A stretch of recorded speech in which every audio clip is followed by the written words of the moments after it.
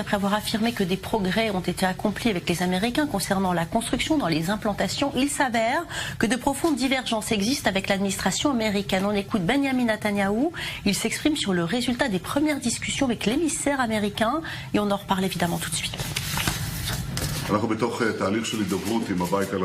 Nous sommes en plein processus de dialogue avec la Maison-Blanche et notre intention est de convenir d'une politique sur la construction d'implantations. Politique sur laquelle nous serions d'accord, bien sûr, mais pas seulement imposée par les Américains. Naturellement, cela sera bon pour l'État d'Israël puisque nous n'avons pas poursuivi ces processus depuis de nombreuses années. Et Jason Greenblatt, l'émissaire du président Trump, était en Israël ces derniers jours pour commencer à définir avec Benjamin Netanyahou les grandes lignes de la politique de construction israélienne dans les implantations. Et Maurice, selon le Premier ministre, il n'est pas question que ce soit les Américains qui commandent. Vous l'avez entendu, Benjamin Netanyahou a utilisé des mots beaucoup plus diplomatiques pour le dire, mais une solution négociée qui serait acceptée par Israël et aussi par les Américains, ça veut dire que pour Benjamin Netanyahou, il n'y aura pas de diktat américain sur la construction israélienne dans les territoires et que la solution doit être négociée entre les deux parties. Mais apparemment, c'est pas si simple que ça, Valérie. Oui, alors justement, sur quoi portent les divergences entre Israël et les États-Unis? Écoutez, les États-Unis souhaiteraient voir Israël cesser toute construction dans ce qu'ils nomment les implantations isolée. Par contre, elle permettrait la construction dans les grands blocs d'implantation, c'est-à-dire le Gush Etzion, la région d'Ariel et celle de Ma'ale Adumim, plus la construction à Jérusalem-Est, à condition toutefois, et ça apparemment Trump l'a déjà laissé entendre, qu'Israël fournisse un contingent de construction annuel, c'est-à-dire que la construction permise par les États-Unis serait limitée à un certain nombre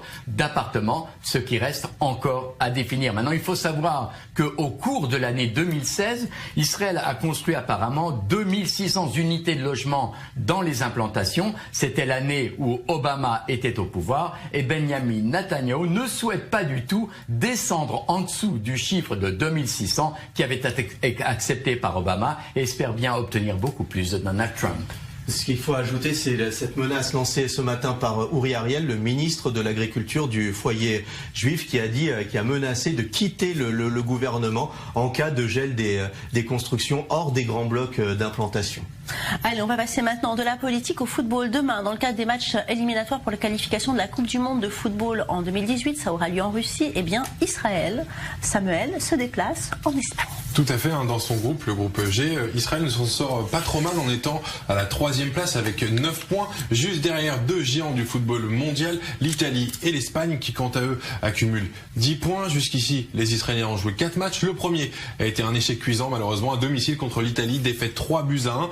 Dans leur deuxième rencontre, les Israéliens ont dominé la Macédoine chez eux 2-1, même score en Israël face au Liechtenstein. Et enfin, une lourde victoire, 3-0 en Albanie. L'Albanie qui, on le rappelle, s'était qualifiée pour l'Euro le 11 octobre 2015 face à l'Arménie pour la première fois de son histoire. En tout cas, l'équipe d'Espagne est largement favorite et encore plus à domicile. Bien sûr, il faut savoir que jamais Israël n'a battu l'Espagne lors de ses 4 dernières rencontres. Pourtant, les Espagnols abordent cette rencontre convaincus qu'Israël est une équipe à battre et qui va être très difficile. Regardez. C'est une très bonne équipe, évidemment tous les matchs sont difficiles, mais Israël est une équipe très puissante et solide avec de très bons joueurs tels que Eran Zahavi ou d'autres. Ça va être un match très difficile pour nous. Eh oui, Maurice Fergan, c'est très professionnel, on ne sous-estime jamais les adversaires. Alors, vos pronostics, messieurs?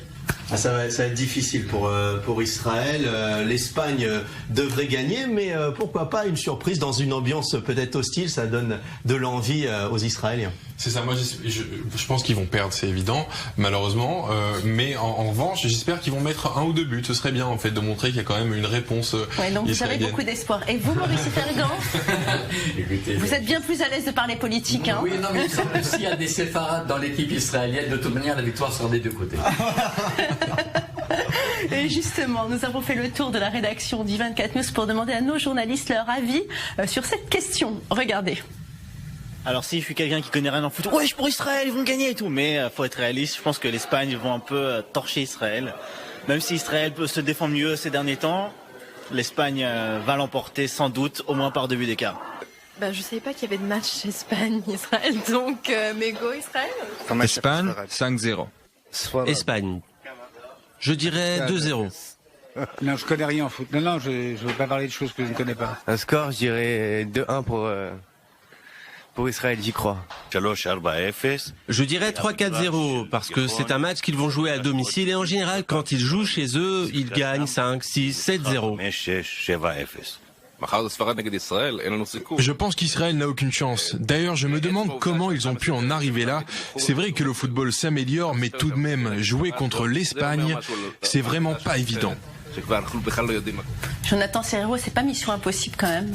Ça va être difficile, d'autant que le meilleur joueur israélien, Eran Zahavi, sort d'une trêve en Chine. Il a joué que 2 matchs depuis là quelques semaines. Donc ça va être un peu. C'est bien d'avoir de l'espoir, mais Iniesta, Sergio Ramos, une équipe de stars. Ah oui, voilà, qui sort d'un FC Barcelone PSG rocambolesque. On s'en souvient, un football espagnol, triple champion d'Europe, champion du monde en 2010. C'est une montagne qui se présente devant les Israéliens. Le collectif israélien, parce qu'à l'époque, il y avait Mordechai Spiegler qui marquait des buts. Non, aujourd'hui, autour de Eran Zahavi, il y a Almog Cohen qui joue à Ingolstadt en Allemagne, qui est l'un des meilleurs joueurs de son équipe, qui sort de performances tout à fait honnêtes. Tomer Hemed en attaque, qui joue à Brighton, qui joue plus trop, mais qui a un bon niveau. Et il y a un problème aussi au niveau des gardiens de but. Le gardien de but de l'Hapoel Beersheva n'est pas titulaire, est suspendu pour ce match. Donc ça va être compliqué. Et on se pose toujours la question pourquoi Israël est dans le groupe Europe. Alors on va redevenir un petit peu sérieux parce qu'il y a quand même une polémique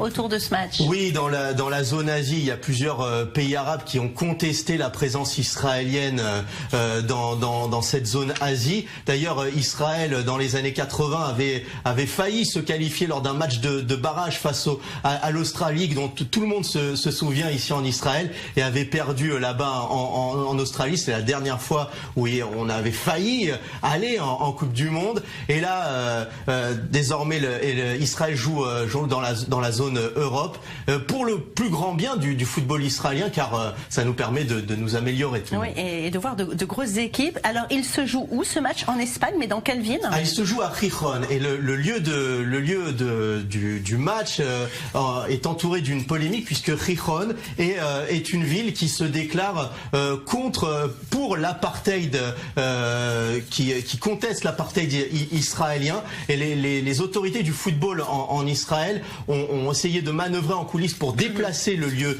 du match, mais la FIFA n'a pas voulu donc déplacer ce match, et ce match aura bel et bien lieu à Gijón, dans une ambiance hostile, le bastion du BDS en Espagne, et il y a risque de manifestation avant le match. Ouais, pas facile pour l'équipe israélienne.